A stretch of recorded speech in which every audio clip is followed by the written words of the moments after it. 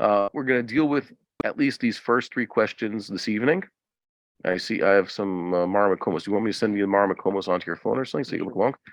Let me see. I'm going to do this. Okay. I'm going to send it to you. Hold on. Everybody at home, just please, your patience is appreciated. Okay. I'll send it to you. And I'm sure a lot of us in America are not tuning in because it's still Yontif there, right? It's still Yontif in America. Today's the 8th day of Pesach. What's the 8th day of Pesach? Oh man, it won't let me. Hold on. Here, David. We hope everybody had a good Passover. Okay, you should have it now. Send it to my email? Yeah, send it to your email because I can't use WhatsApp from the computer. Let's look at this. What time are we supposed to count Sefirat HaOmer in the evening? So I'll bring the sources over here. Let's look at it and build it up. What? Wouldn't that be dependent on the question of whether it's some people frame it that way, but I see that from I don't see that at all. I just don't get it. It's just like, well, deraisa you have to be more machmir. Is there a rule for every mitzvah deraisa wait until it says? I'm trying to point out, and God willing, I'll make a complete list. My thesis is that, and this is what you get from just studying the Rambam, for example. The Rambam, remember, the Rambam is pretty makif, as they say. He's pretty encyclopedic when it comes to the Talmud. There are only three areas that have the standard of perform the commandment dafka, specifically after nightfall, say Tokol Chavim, when the stars come out. And those are reading Kriyas Shema, ending a holy day like a Sabbath or a Yontif, and the purity from dunking in a mikvah, Hariv Shemesh. With regards to Shabbos, the Rambam makes it clear. He says you have to let Shabbos out at Seis because you're dealing with an Isur Skila. Doing a malacha results on Shabbos in death. Okay? And if there's no Edom and Asra, so it's kares. Okay? That's pretty bad. Mashma from the Rambam that if it was just stam a mitzvah d'oraisa not to do malacha that day, then the standard of when the day ends doesn't have to be tzeis. It's only because it's such a severe prohibition. But if it was just a regular thou shalt not, or just the regular aseh, or both, regular, desist from work. Okay, remember Rambam says Shabbos is an aseh and a lo taseh, right? Mm-hmm. So we wouldn't have that standard. With regards to why we wait for tzeis for Kriyas Shema, the Rambam holds that night starts when? At Shkia. He says it explicitly in the Parashah Mishnayos, and he says it in Sefer Ava, in Hilchos Tefillah. Says it a few times. The Rambam standard is that night starts at the Shkia. We've seen this extensively. The Vilna Gaon points this out also. Night starts at Shkia. Halachically. It does for certain things, and the Rambam says it specifically with regards to Shabbos. It's a suffix. Okay, with the Shabbos, and that's why you go Isser Skila, so then you have it. So why would I care what the Isur is? Because theoretically, if you're just talking about some sort of any mitzvah, then shouldn't you just want to? So that like I said, that whole suffix thing is only a suffix regards to Hilchos Shabbos. That's when the Rambam says it, and he says B'chol Makom means in Hilchos Shabbos. But elsewhere, throughout halachas that come up in the Torah Shebaal Peh, okay, this mitzvahs Raisa and mitzvahs D'Rabbanan, the standard always is Shkia. And God willing, we'll see this every single issue that comes up. The pattern is like this. You can find implied in the earlier sources that Shkia was the standard, and then it was introduced later Rishonim, and then the Achronim just took it to the extent you said, which is, But by the way, it's very easy to be machmir. We could just make a rule: anything that has to be done at night, just do after tzeis. Because suffix being a shmashos, just do it after it says. Kind of the direction that's been taken. Yeah, but there's two of them that that the ones that explicitly say you could do them dafka at shkia, which everybody's aware of. What? Mariv. Mariv. Davening Mariv. What's that line? That's when Rambam introduces this idea. The line between Mincha and Mariv is shkia. Shkia, before shkia is day. After shkia is the beginning of the night, as he calls it. Why did the Rambam say, if it's a suffix, say that there's a time when you shouldn't daven either? Mincha until Shkia, Mariv only after it says. But the Rambam doesn't say that. Isn't 100% connected to nighttime. It's connected to everything after the Good. Korban. And how many other mitzvahs are dafka connected to nighttime? That's what I'm trying to say. There's only 2 in the Torah that are dafka connected to nighttime. Everything else, whenever it says ba'erev or b'layla, it also is connected to something that says, not exactly. For example, the fact that the temple, that's the most d'oraisa place, the temple has this rule, d'oraisa, all the sacrifices have to be offered before what? Shkia. Dam nifsal b'shkia. But then there's Hector Chalavim, which is a nighttime type of thing, but that starts already at Plag. Whenever they get to it, they get to it. With regards to everything at night, it's ambiguous.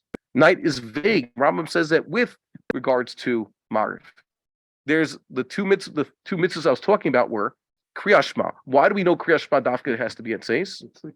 Because b'shoch b'cha, if not for that word, b'shoch b'cha, uvkumecha, about day, then we would have said something differently. Okay? We would have said that, some other time of day. Shoch b'cha tells us dafka after this time, which the sages understood to be nightfall.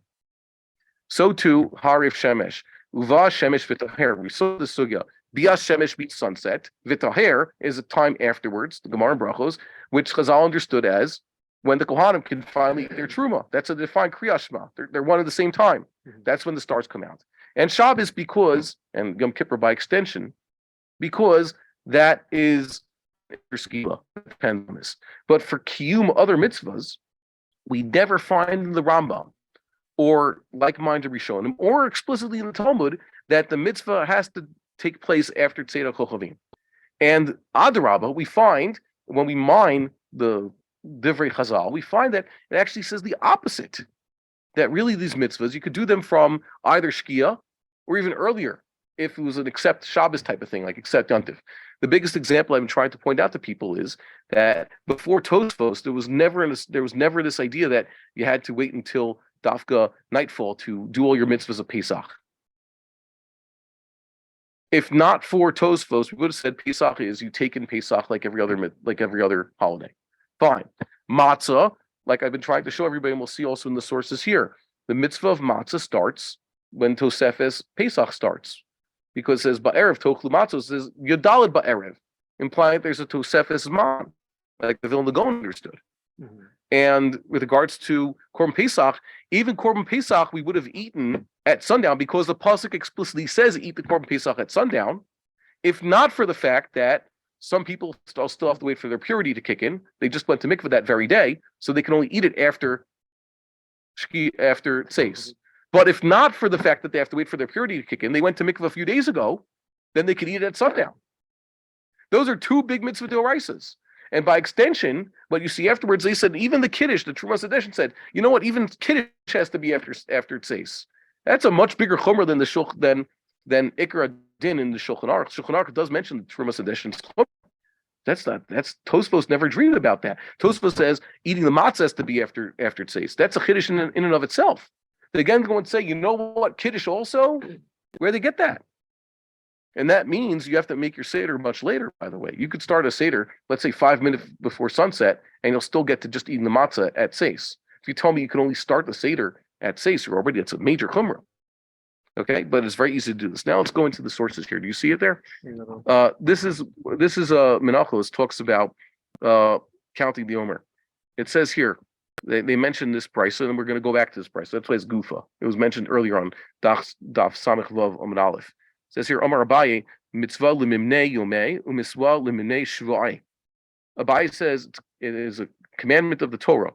Limimnei means limnof, to count yomei, days, u'mitzvah limimnei shvuai, and also to count the weeks. Like we do. First you count the individual days. Today we counted 8. So we say it's 1 day in 1 week. Okay? Why do you do that? Because what the pasuk says, count 7 weeks. Another pasuk says, count 50 days. So it must be counting both. Like we saw, the Bar-Hayim brings in the Zohar, throughout Sefer Vayikra, anybody who's purifying from any major impurity counts 7 days. To be mace, and a zav, and a mitzora, and a zava, and a nida, and a yoledes, right? Everybody counts 7 days to purify themselves. So if you have 7 counts, it means 7 acts of purification. Okay? That's what it's referring to. Rabbanan devei Rav Ashi, manu yomei umanu shvuei. And the rabbis of Rav Ashi's school counted the weeks and counted the days. That's the halacha. Ameimar maneh yomei v'lo maneh shvei. But Ameimar only counted the days and not the weeks. Why did Ameimar do that? Amar, he said, zeich lemikdashu. The mitzvah is just zeich lemikdash. He implies, well, they're saying it's just the zeich lemikdash means it's not the mitzvah d'oraisa that exists in temple times. Now it's just a zecher, rabbinic enactment, or maybe just a minhag. Okay? So completely agree that he's saying Zecher Mikdashu is referring to the counting of the Omer. Yeah, yes, the counting of the Omers. So here's the question: Amemar's conclusion is rejected by the halacha, and here's why I ask you in English: what about his premise? Did the rest of the sages say, Amemar, you may be correct with your assumption that it's just a Zecher Mikdash nowadays, but you still have to count the weeks and days, or did they reject his premise also? That's unclear, and that's why there's a machlokes rishonim. There Rishonim will say the mitzvah, the nature of the mitzvah today is Doraisa. That's the Rambam. And there are those who say no, it's a Darabanan. Let's read what the Rambam says. To be the Musaf, and we mentioned this, he says the mitzvah to count the Omer. See? From the day of the bringing of the Omer, it says Fartim Lachem Imrocharatha Shabbat. Okay, and it's a mitzvah to count the days along with the weeks. And it says Tispru Chamishim Yom. The first mitzvah said Sfartem Lachem Imrocharatha Shabbat, Sheva Shabbathot Timothiana, 7 Sabbaths. And then it says count 50 days. So you have to count both. And then it says, we count at the beginning of the day. Okay, we count at the beginning of the day, and that's what we count at night. Okay? Now, we've already seen conclusively, and maybe we should do this again. According to Maimonides, the day and night both start at sundown. By day, I mean the day. 24-hour day and night both start at sundown. He said so. He writes that at 2 places. Thus, even though the commandment count the Omer is still biblical, one may count from sundown, according to the Rambam. Mitzvah d'oraisa, you can count from sundown. That's what the Rambam is saying here in his own lashon. You're going to say, oh, the Rambam doesn't say you can count at sundown. The Rambam did not live basically at the time of the Tosafos. He did not know that the rule would eventually become the assumption Am Yisrael that every mitzvah that's supposed to be at night is supposed to be Dafka after Tzeis. He never had such a thing. He only says it in regards to the 3 mitzvahs. He implies it's at sundown. Okay. Remember, you have to assume that he spoke the way he spoke the way he spoke, and not the way we speak. And he continues here. I put the rest of this halacha how you do it. The Torah is even more explicit. What does the Torah say? The Torah lived after the Rambam. The next Torah says, Arvit achar tefillah matchilis por haomer shez mano mitchilat leil tet zayin b'nisan, which means the 16th of Nisan. Leil Shisha Asar. The beginning of the Lila. What is the beginning of the night? Even though the Torah held that there's different definitions of Shkia and Seis, like Rabbeinu Tam, he still held that whatever Shkia is, that's the beginning of the night. Okay? What just happened here? Sorry, the phone's doing something to my computer. It keeps opening up iTunes or something. Okay. Next. He says it again. What's Safek Hashecha? Ben Hashmashot. Okay, so the Torah is very explicit. Okay, I don't think you can mistake what the Torah is saying here. And by the way, the Torah is giving you the opinion of the Rav. Okay, everybody has to count. So now you have it already. 2 Rishonim sources that tell us that count Omer at the beginning of the night. By the way, over here. What? Does the Torah like the Rambam it's still right, or does he say? So we'll see that soon. We're gonna get to that. The Beis Yosef will talk about this. There's a side point over here, which I have to thank. What's his face? Bloom over in Yeshiva. The Bacher was challenging something. I said the week after Pesach when we were in America, and it so happens we opened up this Gemara over here, and I found what I was trying to show Leon, and I immediately sent this to him, where one of the fundamental points I was trying to make in the Haggadah is that magic word techshach, okay, misha techshach or ad techshach, etc., or chashecha. The Rambam and the Rishonim who were before and contemporaneous with the Balei Tosfos assume techshach is an expression for shkia. Now, very people know you could argue no, techshach is chashecha because what's the Gemara in Arvei Pesachim? How does it begin? It's talking about only your matzah to techshach.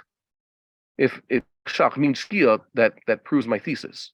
But the Tosfos say you can't eat the matzah until Seis. Techshach is later. or it's prolonged. You have to wait until the Techshach, the Bin Hashmashos, is over. So over here, we have an explicit Yerushalmi, which equates Techshach with Chashecha, but the same thing. Chashecha means it's happening. Techshach it's a future tense, but it's describing a process, which means Shkia. And this is in Sanhedrin 5:3 in there. Rabbi Meir said, what? Also in Mishnah, also in the Sefirat Shabbat, it's more or less clear. It seems clear to me at least. That's what the More Rambam likely assumes referring in to Shkia Shabbos. than- And we saw that it's referring to that. That's just another example. Okay, so I was trying to explain this to as many people who would listen. Unfortunately, sometimes we get so used to this language, we can't think outside the box. So Rabbi Meir felt that the rule that we have, no chametz, the afternoon of Pesach, sheish to amala, right? 6 hours and on, 6 hours of the day and on, that's a mitzvah d'Rabbanan. Really, the tashbisu kicks in when Pesach actually starts, the holiday, Tesvav. Rabbi Yehuda says that from the 6 hours and on, the second half of the day that chametz is prohibited, that's a din Torah. So the Gemara asks over here, Rabbi Meir Omer Misheishodu Mala Midivrehen. This prohibition of the 6 hours and on from the day of the 14th of Nisan, that's rabbinic. And Rabbi Yehuda says, nope, it's a biblical prohibition. My Tama de Rabbi Meir. So this is the Stam voice of the Yerushalmi. Stam Yerushalmi is now asking, what is the reason for Rabbi Meir? What's his logic? The pasuk says, Ach bayom harishon, but on the first day, tashbithu seor bibatechem. Get rid of the seor. I guess that's the sourdough from your houses. It's mean get rid of the chametz. So he says, bayom rishon, zeh chamisha asar. When it says the first day, it means the first day of the festival of matzahs, Chag HaMatzot. Okay, that's when you have to get rid of your chametz. Okay, and you would have said Yachol Mitzvah Techshach, so it means when does the prohibition kick in? Misha Techshach. Or why do you say Mitzvah Techshach? Because according to Judaism, the halachic day starts with the start of the night. So you would think that the prohibition starts when the sun goes down. Shetechshach, whatever it is. Let's just say Yachol Misha Techshach, whatever that is. Techshach is the line between day 14 and day 15. And the prohibition of day 15 to get rid of chametz, according to Rabbi Meir, starts with the start of day 15, Techshach. Okay? Talmud Lomar, Ach. It said Ach by Omer Rishon. Ach. Ach, Chalek. It's an imperative. You have to divide in two. Haketzad, how do you do that? Tain lo sha'achas kodem shkias achama. Give the prohibition a sha'achas before shkia to kick in. Who's speaking there? Is This is Gemara. This is the voice of the Gemara. I'm reading Gemara. You're reading from the Yerushalmi? I'm reading from Yerushalmi Sanhedrin 5:3. Yerushalmi Sanhedrin 5:3 says Rabbi Meir's logic is, you think the Isser starts right at Techshach? Kamash Malan, no, start it before Shkia. By the way, they say Sha'ah. I remember Sha'ah doesn't exactly mean an hour on the clock or even Sha'ah Zmani, a seasonal hour. Like it says, we learned this. The fellow who wanted to, they had a bet who can upset Hillel. Who can get Hillel's goat on Erev Shabbos? So it says Shah Cheres. They kept coming back at different Shah to bother Hillel Erev Shabbos. Doesn't mean they wait an hour on the clock. It means at a different time. Okay, another Shah. Shas Maisa could span just 3 seconds. Shas Maisa means right then when it's happening. Okay, doesn't always mean an hour, 60 minutes. Okay, so because yeah. Tefillah says if the Chazal forgets what he's saying. Yeah. Says you wait a shah. And then It doesn't mean an hour. It means a moment. Okay. Good. So you understood this. What is this? Last year? Remember what was happening last year? This guy comes and interrupts us with his trumpets.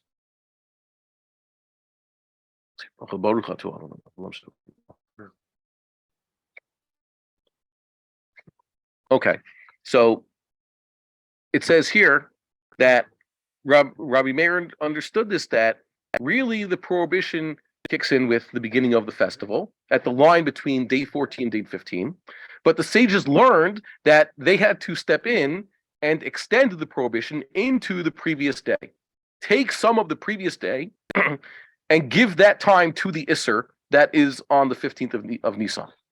Tain lo sha'achas, or in this case 6 hours, give it some time before the Shkia kicks in. And as a Pnei Moshe there, the Gemara says you would think that it starts at Techshach. Kamash Malan, it starts sometime before Shkia. So the Gemara in one breath is telling you that Shkia Sachama is Techshach, and that is the line between day 14 and day 15. And this isn't just Rabbi Meir's opinion. The Gemara is explaining Rabbi Meir's opinion. This is Stam Yerushalmi. So according to Stam Yerushalmi, Techshach equals Shkia equals the line between 2 calendar days. I didn't catch how the Gemara says that Techshach is. Because the Gemara says in one breath, you would think it starts at Techshach. Kamash Malon, it starts sometime before Shkia. Oh, it says Shkia? Yeah, it says Shkia L'chama. You see, you put on your computer. Just read the Hebrew there. Yachol Misha Techshach. And like the Pnei Moshe says, the Gemara there uses the two words as synonyms. Oh, wow. Okay, so that's explicit. As I've been trying to tell you, and as the Rambam understood, is you got from this Techshach equals Shkia. And if you didn't have Tosfos, look, Tosfos are entitled to their opinion. Just trying to say, if you don't have that way of looking at it, there may be people like what was the big eye-opening thing that Rashi is the one who says they had to dilute their wine. They always dilute their wine because their wine was more powerful. That's Rashi's opinion. That's not Rambam's opinion. That's not what the Shulchan Aruch assumed. That's Rashi and Rashi only. That's not a Gemara.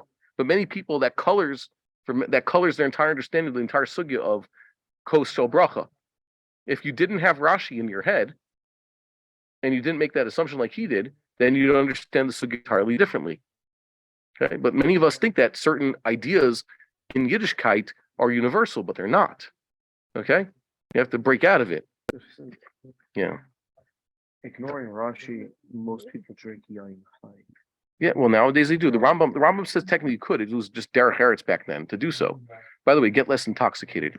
This is something that happened. Yeah, right. You get less intoxicated. Wow. No. When you dilute it, you get less intoxicated. That's what's more derech eretz. The wine just comes mazut in the bottom. 5%. Rabbi Bar-Hayim said Birkat Hamazon on a Kos Shel Bracha this week. He was just fine. He drank most of the Kos, Rov Kos. It was a significant cup. And he was good to go after that.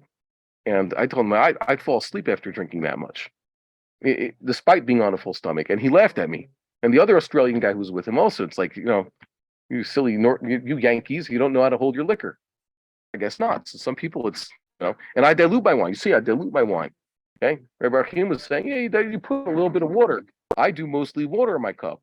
Okay. So yeah, whatever. I guess I'm more of a Maimonides than a Rashi. Okay. Yeah. Okay. So it's I don't answer any affecting one's midos in any way how much wine he could take. It's just how we grew up. Okay, so some places they're able to hold it better. My grandfathers drank. I saw my maternal grandfather drank whiskey for breakfast, and my father says that his father also drank vodka and stuff when they grew up in Belarus, and that was normal, and they could hold it. Okay, I can't. The Beis Yosef says back to the Beis Yosef on the tour. The tour said, when do you count? During Ben Ishmashos you can already count. I mean, starting at Shkia, that's when you count Omer, correct? That's the tour. Beis Yosef says, "Masha Kosav Man Spirim B'Chilas Halayla Fino Inu Layla Mamishel Safik Chashecha Yachol Mispor V'Sof Masechet Psachim Kotava Rosh V'Nir Desafik Chashecha Yachol Uvarech V'Ein Tzarich Lamtin Ad Sheyev Gavadai Layla Kaven Dehavi Sveka D'Rabbanan." The Rosh is the one who says, right, basis of the tour, that this is Sveka D'Rabbanan. We're doing the D'Rabbanan mitzvah. Ben Hashmashos is Safik time. So the Kula, the Rush implies, had it actually been a mitzvah d'oraisa, I would tell you maybe you should wait until Tseis. As we're going to say, the Rambam say it's not a matter of biblical doubt. It actually is a biblical commandment. And even if Ben Hashmash is a time of doubt, the Rambam strongly says, using his usual lashon, which doesn't have explained to every time. The Rambam writes a lot of times Perish Mishnayos. I'm going to tell you this once. I'm going to write this once. Remember this now. I'm not going to have to write it again. Happens a lot in Perish Mishnayos. I'm going to write this once. Remember this now. Okay? Don't make me have to tell you again. By the way, that's what the Rambam writes. So when the Rambam says, Tchila and all that stuff, he means Dafka Tseis. So the Rambam doesn't hold of the Rush's logic. But whatever it is, the Rush, if you want to hold like the Rush in the tour, you can count at Shkia. Vod nira de adif tfei samach l'chashecha mishum tmimus. What?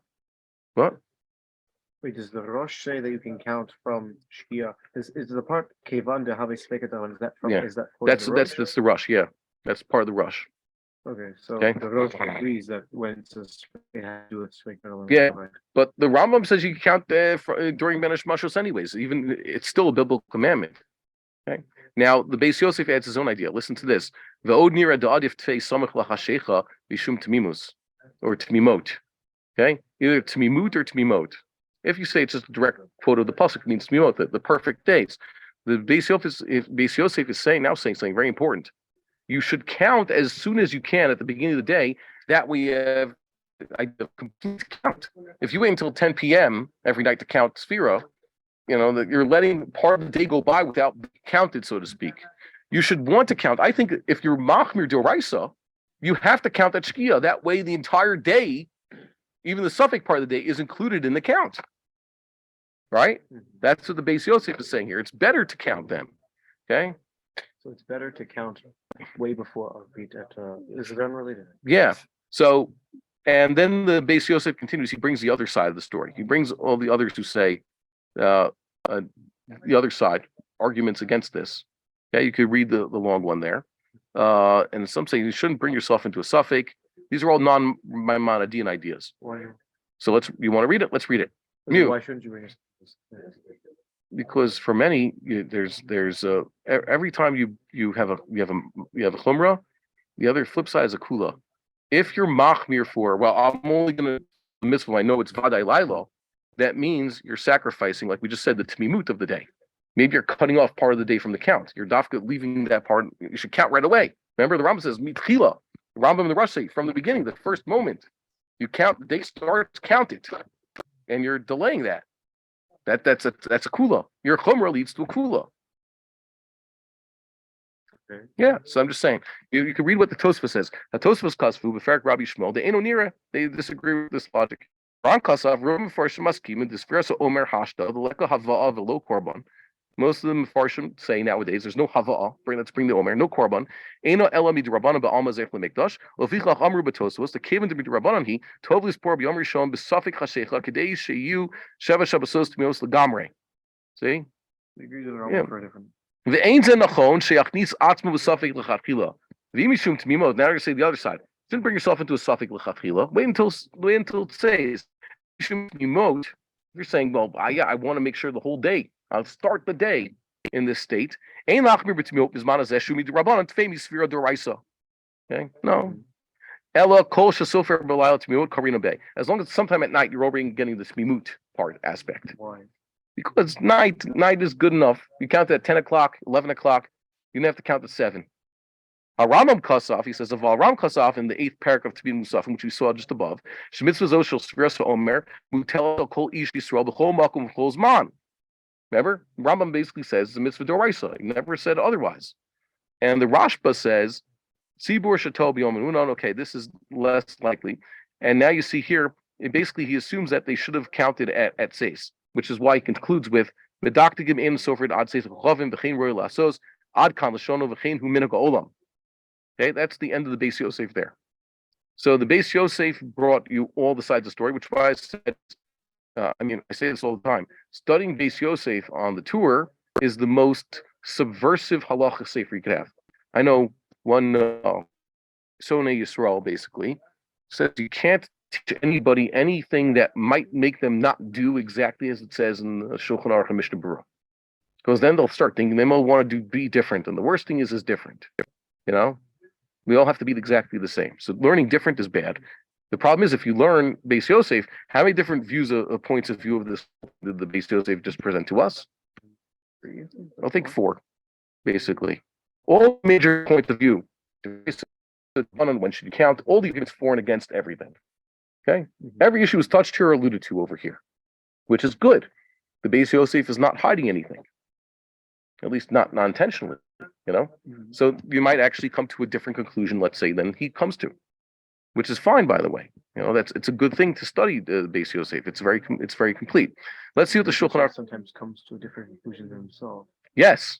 So that's a very important thing to learn. But like I said, for many people, this causes them, it blows their mind because they're used to like them. They just know one thing, and they think that everybody has to be the same. And then they study a sefer from the most widely held Talmudist of the last 1,000 years, and they suddenly see that there's nuance, variety, and even strong arguments for the opinion which we don't hold by, as they say, and it drives them crazy.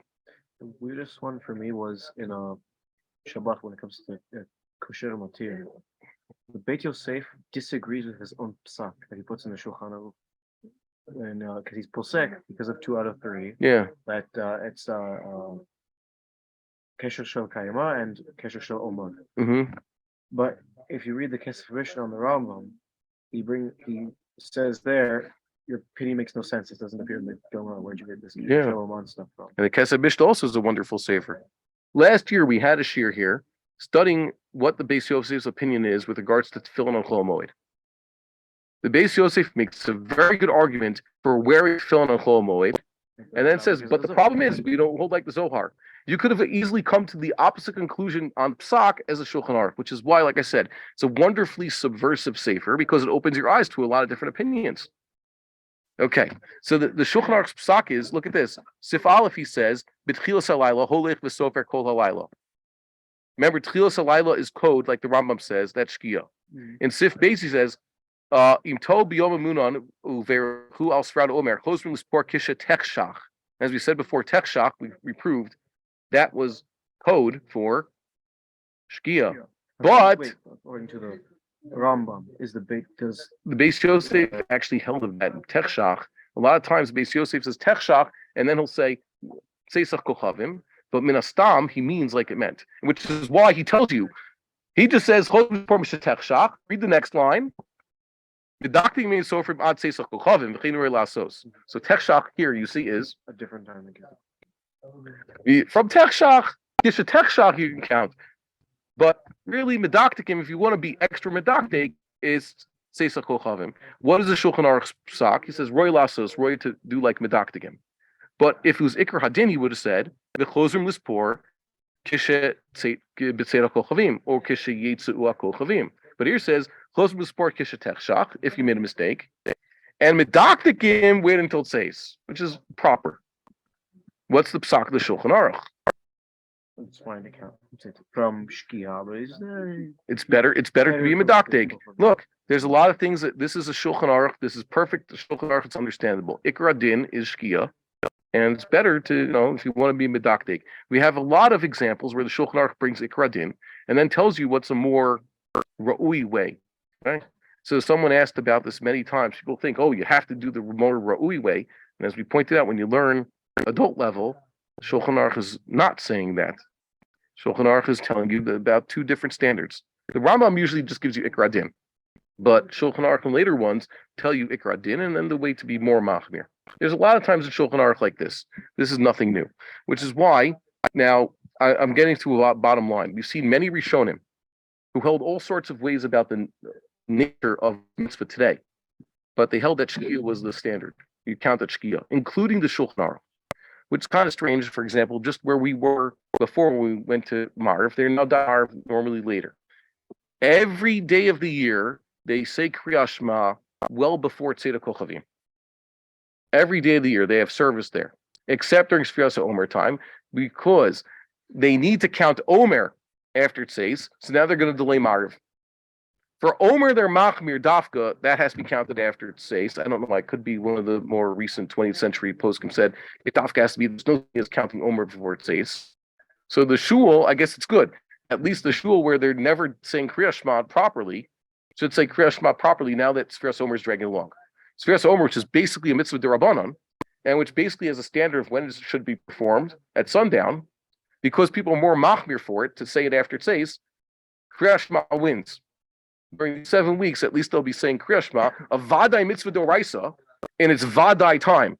Kriyas Shema is the mitzvah for which we know it needs to be performed after it says.